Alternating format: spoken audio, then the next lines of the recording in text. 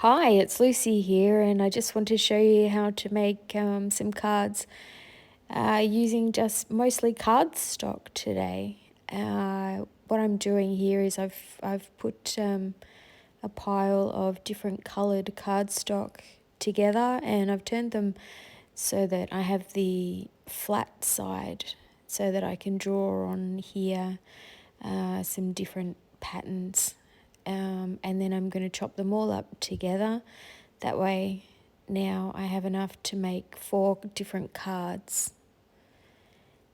I'm turning them back over so that they have the textured side of the cardstock.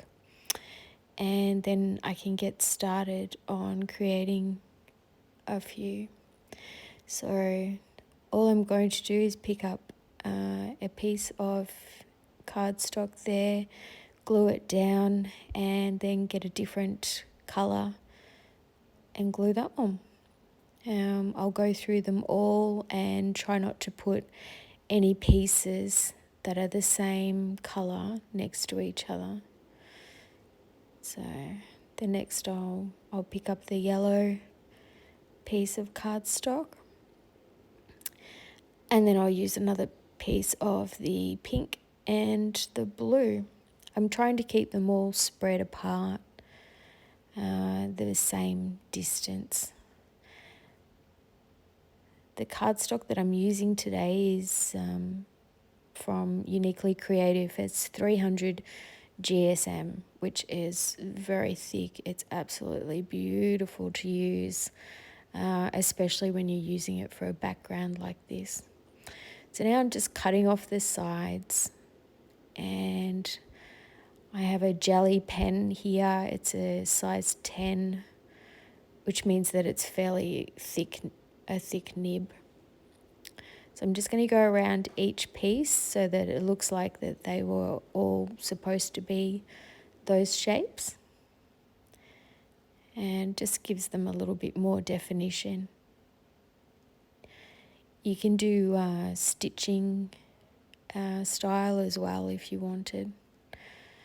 So now I've just die cut a sentiment, the friend sentiment, and die cut a couple of rectangles. Again, I'll pop them on there. The buttons that you see in the top right, I'm about to use some of those. I actually have a die also from Uniquely Creative. It's on the left hand side now, and so I die cut some of the cardstock. I only needed to do 1 layer because it's such thick cardstock, and I also did very thin strips of cardstock because I was being lazy and not getting out any string or thread. I decided to use the cardstock to do it, so that actually worked out quite well. I put a foam dot behind it, and that just keeps it all together, so they actually look like they've kind of been stitched.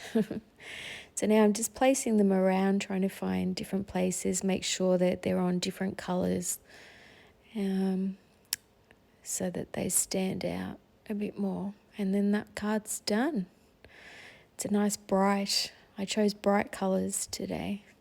So this is my next one, and here I made a little mistake. I accidentally cut too much of the purple, and so I had a bit of white there. So that influenced what I was going to do with this card.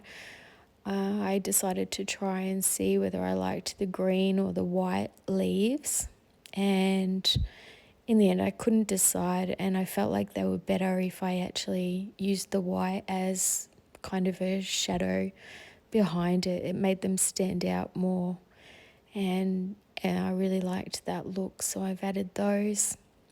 And I'm just going to glue that over the top, and no one will know that there was a little bit of a mistake under there. I like to put the blocks on the top of them sometimes just to make sure that they dry.